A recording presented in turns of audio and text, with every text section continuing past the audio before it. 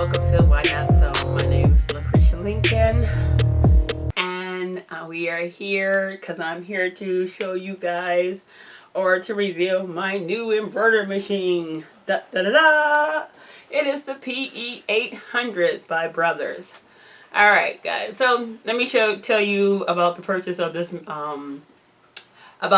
not sewing machine, embroidery machine. And explain to you how it ended up choosing me versus me choosing it. Alright, so I wanted an embroidery machine. In fact, my daughter was asking me, quite early what Christmas presents I wanted.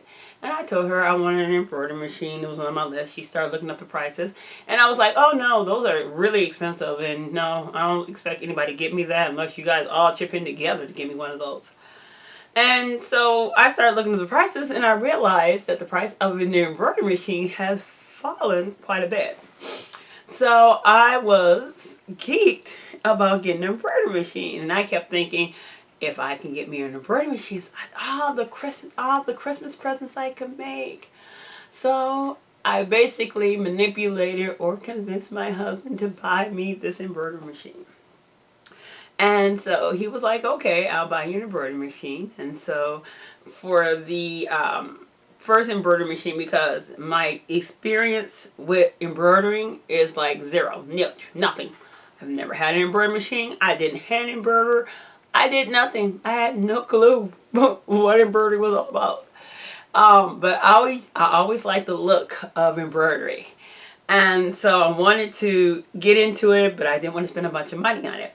So I decided that for my first purchase of an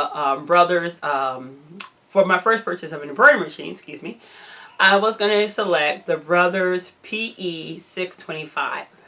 Now, first I checked all my reviews. The reviews gave this darn thing almost a 4 to a 4.5 star rating. It is a good little machine it's a good intro machine for the beginning embroiderer. Okay. Now I got my machine here, and I'm gonna tell you guys right now that embroidery is so different. Not so different. It's enough of a difference to note from sewing. Okay. So like example number embroidery is more about design work than it is about garment attachment. And I guess that's a significant difference between embroidery and sewing. And I know you can do embroidery on a sewing machine, but I always, once you sing something that you like, it's never going to be quite the same until you get that thing that you think you desire or like. So I end up with the Brothers PE 625. And pros about this machine: it is easy to set up. Basically it's easy to set up.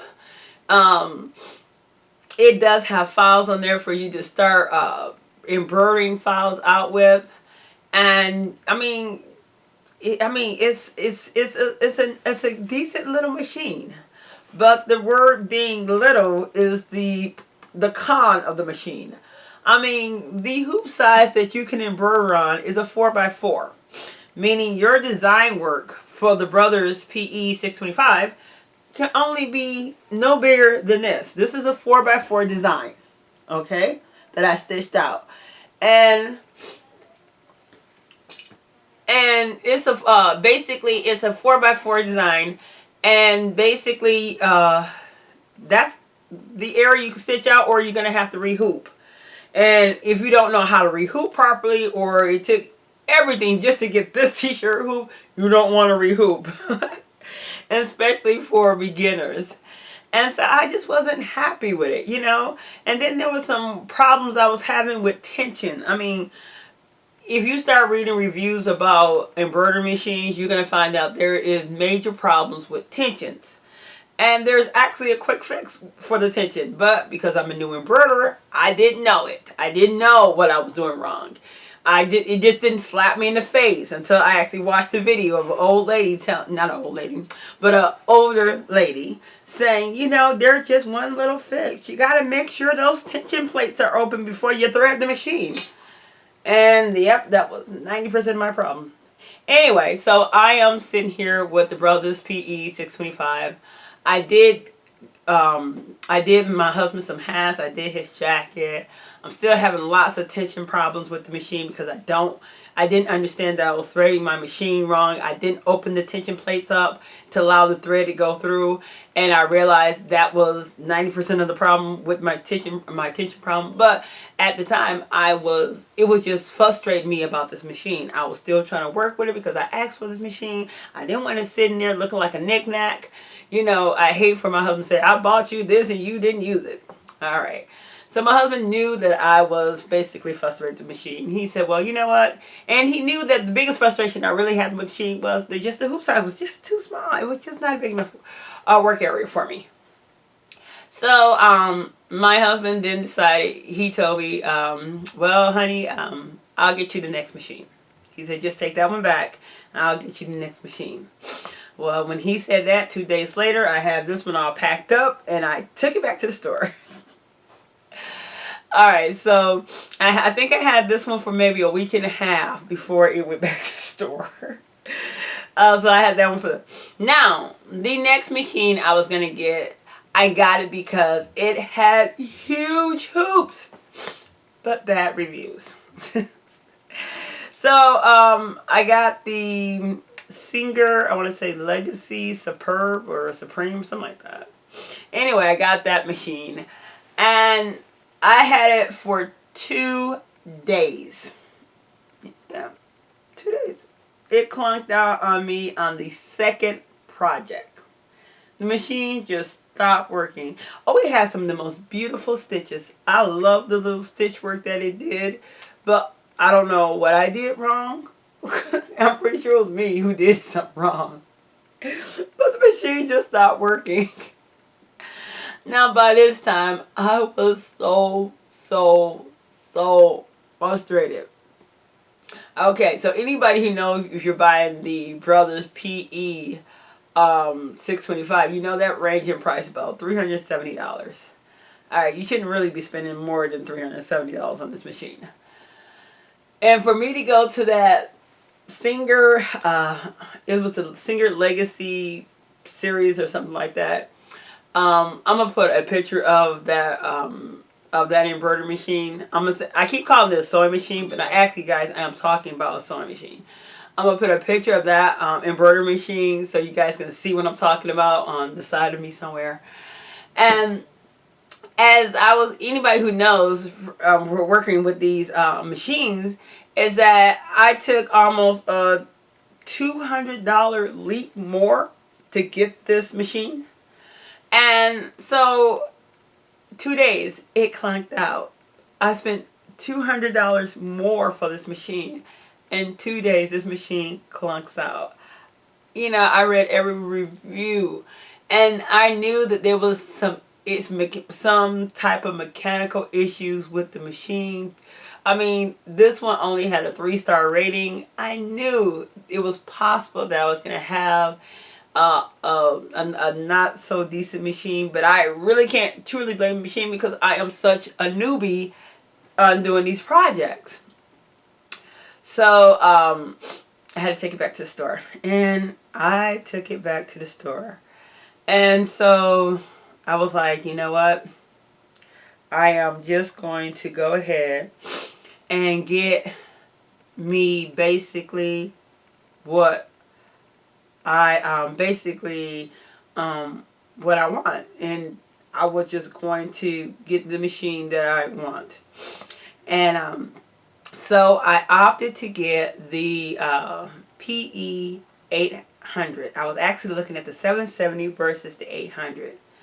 And the 770 was in the price range that the other machine was in. So I could have just took the same money that my husband gave me and just applied it to the 770 and I would have been happy. But at the same time, one of the things that I liked from the Brothers PE 625 was that color screen display. And the 770, it didn't tell you what color was next. It kind of, you just had to arrange your colors in order, like the Singer embroidery machine. And that didn't bother me so much because I didn't mind displaying my color order. But given the option, I would rather have a color screen display. So I kept looking at the Brothers Embroidery 770, and then I was looking at the 800. And the 800 I know gave you some basic editing options onto the screen itself, which is helpful too. So that was the basic difference. The color screen displays some of the basic editing options that were now built into the machine. And but also the 800 was also almost $200, $150 to $200 more is about the basic price range of the 800. In fact, one of the reasons why I didn't get it at first was because it was out of my price range. And it was totally out of my price. When I looked it up the last time, it was $800, $900 I was looking at this machine for. And at the time, Amazon, at the time that I was going on to buy the PE 770 from, was going to be either Amazon or Walmart, because both of them had the machine. I realized that everybody was having a sale, and that the 800 was dropped to like $600 and some odd dollars. And so that'll be another $100 I had to spend on this machine if I wanted it. And you know what? I said I'm tired of dealing with all these machines that I just kind of settled with. I'm gonna go for the big. I'm gonna go for the big boy, and I mean the big boy meaning is under $1,000 in my price range, and this is about the max I can spend on this machine. And so, and because basically all the other big boys is totally out of my price range. So I was like, I'm gonna get what I can totally afford, and at least get a coupe size that I am comfortable working with, not too small. It's not the big boy like that, like the Singer was, but at least it has a 5x7 hoop and gives me a larger larger space that I can work within. And so I went to go buy the PE 800, and then I realized that I can get it for the same price that I just paid for the Singer, and the same price I paid for the Singer, and the same price of the 770 if I buy their last used one left. I guess somebody returned it or whatever, have you not. So I clicked the button to buy purchase that last used machine. And I told my husband, look, I can get the 800. I'd rather get all the bells and whistles and go that way with it. So the machine came. It came 2 days later, of course, 2-day shipping. It came 2 days later. I opened the box, and my first surprise was when I order the machine on Amazon, I was told that the box may be damaged. So when the box came, I was expecting for something that looked like it already opened up and stuff that was already moved around and stuff like that. So I opened the box and I looked inside the box, and no, there was no damage on the box. It was like a brand new box. I was like, oh, they must have repackaged it. So I opened my box, took all my stuff out, and yep, everything looked good. So I took the machine, now taking all the tape. I'm like, man, they made sure they put all the tape back on this machine. And so I got it onto the table. I said, well, let me go see, because I read one review where someone bought a used machine and it already had 2 million stitch counts on it. A stitch count about 2 million. And with these machines, no offense, but it's $5,000. You can get 5,000 stitches just doing a name. So I wanted to see what the stitch count was, and now to see how much used this machine was. And so I went on and I found the stitch count, and the stitch count read 0,00000. Use time 0,00000. This machine was a brand new machine. So I lucked out. Amazon did not send me. Maybe somebody opened the box, looked in the box, and shut the box and sent it back. I don't know, but it was a brand new machine, and I actually lucked out. I cannot guarantee you that you will luck out on any machine that you get from Amazon used. I'm just telling you that it was used, and I absolutely lucked out on this purchase. It came in a brand new box. It doesn't even look like it ever has been taken out of the box. So I got my new machine here. I set her up, and the whole time that I'm waiting on this machine, I am looking up everybody's YouTube video on how to operate this, because I am scared that I'm going to do something and then I'm going to have to send the third machine back. And by this time, I was really getting frustrated by returning machines. So I looked up everybody's video on what was I doing wrong. And some of the things I learned that I was doing wrong was hooping. I was not properly hooping or trying to figure out how to hoop. There was a different method to hooping a t-shirt versus to hooping a woven. There's different needles, just like with the sewing machine that you have to use for on t-shirt versus using woven material. I mean, and so, you know, some of this stuff kicked in because I knew this stuff, but some of this stuff was just, okay, you have to learn this way. And yes, it took me 2 weeks of operating this machine for me to start getting projects out. And then, of course, I went from doing just embroidery to doing applique work. And I'm sorry, so basically I was running around the stores trying to find dollar t-shirts. I was not looking for expensive stuff. In fact, I bought very, very inexpensive t-shirt material, and with the idea that I was going to practice on these t-shirts. If they come out looking good, then my kid can wear it. If they don't, guess what? I'm out of $1. And so I started to do some different works. And I ended up creating my first Halloween. You know, here we go. Now, another thing that kind of frustrated, excuse me if you hear my daughter screaming, she's playing something slightly scary video game. I'm on the, okay, so excuse me. So she might scream a little bit because she's acting like it's scaring her. Anyway, so this is some of the things that I feel like you really should know before you really start trying to buy an embroidery machine. And this is some of the things, and I think I might even do a separate video because I'm not going to tell you all of my experiences that I have. But one of the major experience, or one major setback for me, was that I did not understand that the embroidery machine does not come with comparable software for you to set up embroidery. It's not like you can take your own design, go into the computer and set up embroidery. You have to buy separate software. And the software costs as much, if not more, than the machine. Okay, so one of the things that I also was looking up during this whole month time period, because I told my husband that I can embroider your early bird design and I can do this and I can do that, not realizing that that was a separate purchase at a separate cost.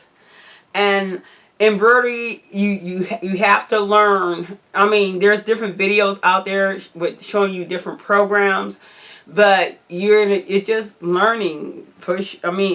You have to get in there, do it, learn it, take practice material, see how does it come out. If it doesn't look good, go back to the scrapboard. If it looks good, then you're good. If it looks okay, then go back again, try to tweak it. I mean, so the learning curve of the software. The only thing I can give advice to people who are trying to buy these, first of all, for different designs, like I bought these designs, they were $1. And they send you the digital files that you can just hook up to your machines and then put it in, and you can decide which threads you want to use. They're $1. They're easy to purchase. You don't have to have software if you don't want to have software. You can just purchase designs and then put them on your machine. The software is only if you want to do something personalized for somebody, or a personalized name. You would need software, unless you bought somebody's alphabet and then try to put it in there, or if you want to put a saying that, basically if you want to do any type of personalization customization work, you need software. And I didn't realize that, and that was some of the frustration that I was going through. Singer kind of drew me in buying their product because they said they had software they were going to give you, and when you got the software, it was nothing. It was nothing you really could do with it. I mean, seriously, nothing you really could do with the software. And so it was just frustrating. I mean, it was the basic of the basic, and it was like, in order to get more software, you had to buy a bigger purchase, and it just didn't make sense to do so. So that's my experience with embroidery thus far. I have learned to applique. I have learned to sew different things up, and I'll show you different samples. I'm now to the point where, let me pull this up. I'm just going to grab this for a second. Alright, I think this is Tilly and the Buttons, the Frida sweater, or the Freda sweater, something like that. And so I did just a little small applique work on the side of that. So I actually sewed it up and started to do the embroidery on my sewing design versus me just going out finding t-shirts to sew on. I mean, to embroider on. One of the things I'm scared is that I get all this material, get it all together, and actually I can do the embroidery work before I even get it all together so I can know what it looks like, is to mess up my fabrics, because I know how much I paid for these fabrics and I really don't want to mess them up. But now I'm getting more confident in the work that I do, that my next step is to actually sew up the different tops, and this is a work sweater for me, and add the embroidery work on top of that too. So that was my adventure with my PE800. Guys, the next video I'm going to talk about is some of the 5 things that I wish I knew before I bought an embroidery machine. And I hope these are helpful tips that will stop you from being frustrated with your machine. And like I already told you, number 1, software does not come with your embroidery machine. But there's fixes out there, because you can always buy fairly cheap different embroidery designs. And there is actually a cheap program out there that you can buy a license to, and I'll tell you about that in the next video. So, thank you for watching, and I'll see you guys next time.